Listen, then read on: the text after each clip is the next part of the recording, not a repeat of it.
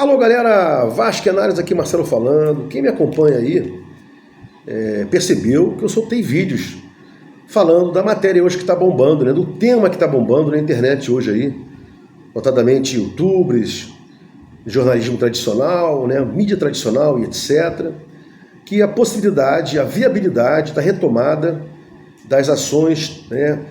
De 31% das ações que a 777 integralizou hoje em poder da ACAP, controladas pela ACAP. Explica melhor, Marcelo, explico. Eu expliquei, eu falei em alguns vídeos, né, dizendo o seguinte, olha,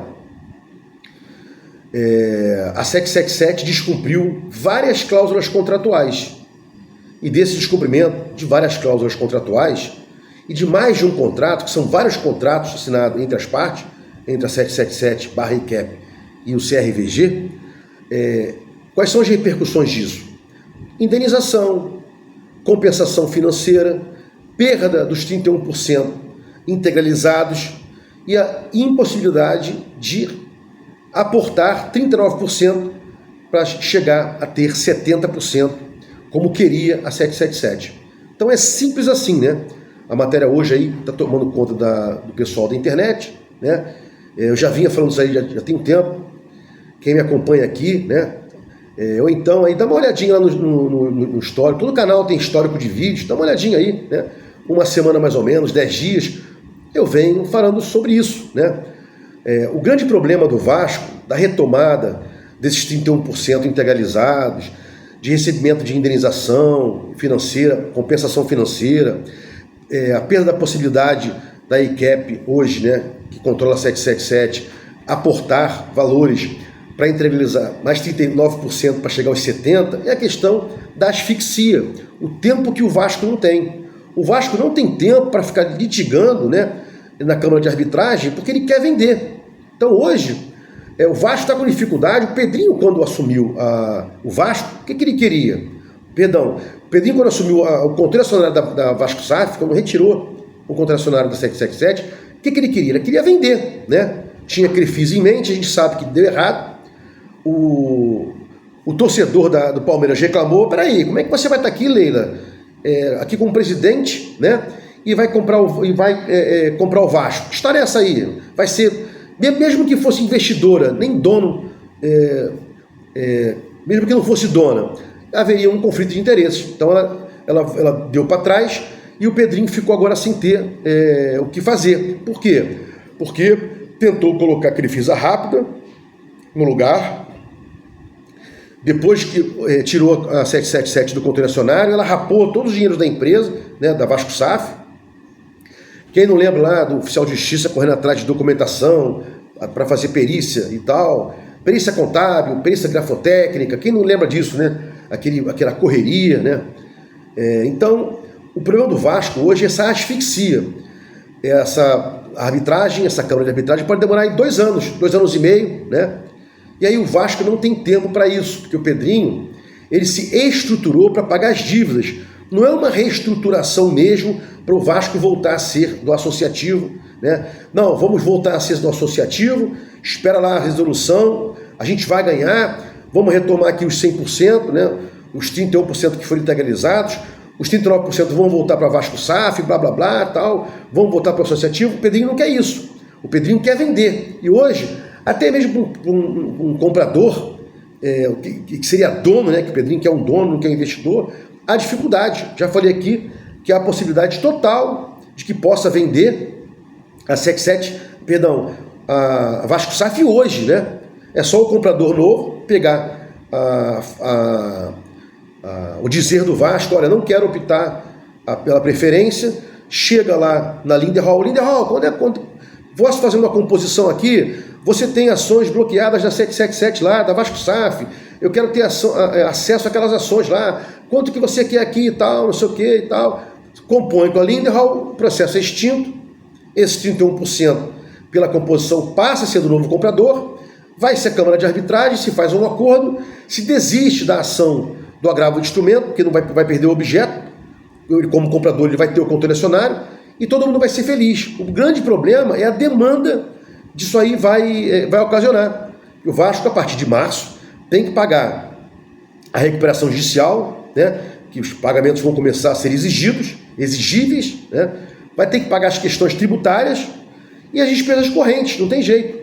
E eu tinha soltado isso aqui, já tem bastante tempo, inclusive falado, contrariado até o badalado Fábio Azevedo, que Fábio Azevedo achava que o Vasco, ele falou lá num dos seus vídeos, né, vamos ver agora quanto que é 777, vamos ver agora quanto que o Vasco vai indenizar, vai ser obrigado a indenizar 777, ao contrário, a 777 barra recap, hoje que teria que indenizar o Vasco, teria que compensar financeiramente por todos os prejuízos causados.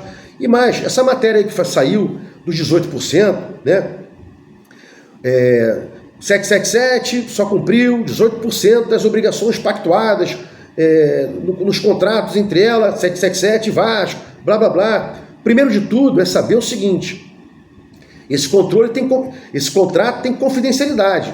Posso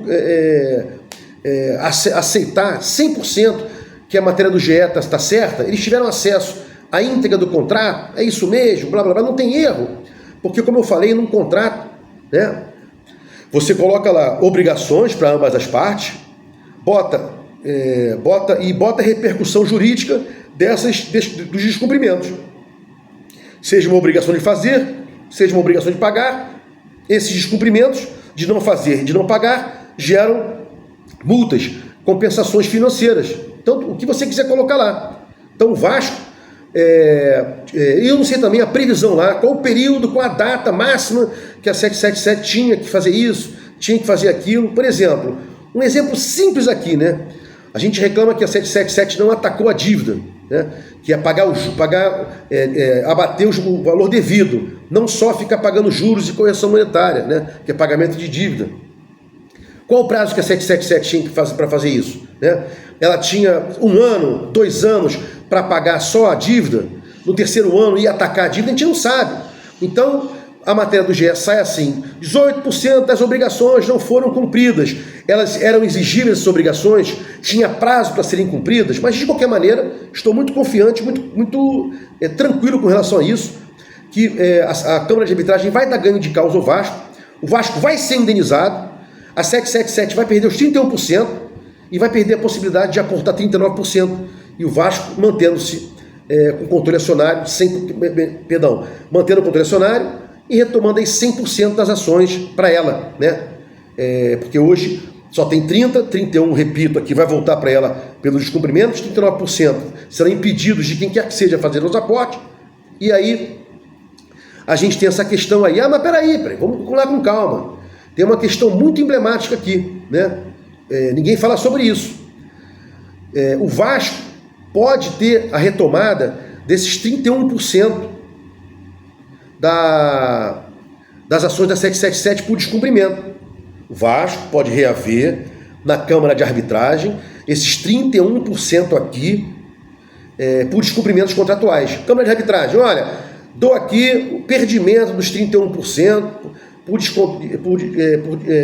não cumprimento de obrigações contratuais da 777, reverto as ações ao Vasco, tal. Hoje, essas ações, elas estão aí bloqueadas pela Lindholm, né? Esse é o grande problema. Esses 31%, mesmo que o Vasco venha a reaver esses 31%, tem essa celeuma, tem esse problema que hoje ela está bloqueada pela Lindholm. Aí tem a questão, peraí, se a 777 perde essas ações, fica com o Vasco? Se a 777 perde essas ações, a penhora feita pela Lindholm continua isda, tal, é um grande problema ainda a ser enfrentado. Eu não sei lá o montante da dívida da 777 com a Lindholm, se tem outros ativos, né? Mas o problema hoje é muito sério. Ninguém fala sobre isso. Se o Vasco reaver os 31% das ações da 777, né, por descumprimentos contratuais, na Câmara de Arbitragem, como fica, né, o bloqueio da Lindholm sobre essas ações, né? É muito interessante. Confesso que eu não sei ainda o que foi bloqueado lá, a que título, né? Então fica difícil a gente ter aí uma resposta concreta, mas isso aí ninguém está falando, e é muito importante a gente ter o conhecimento do seguinte: O Vasco conseguindo na Câmara de Arbitragem que a 777 perca a possibilidade de aportar 39 para chegar a 70. E esse 31 reverta o Vasco por descumprimentos. Como é que fica isso aí no mundo jurídico, já que a Linderholm bloqueou esses 31%? Isso é muito importante, ninguém está falando sobre isso. Vasco Análise, fique com Deus e até o próximo vídeo.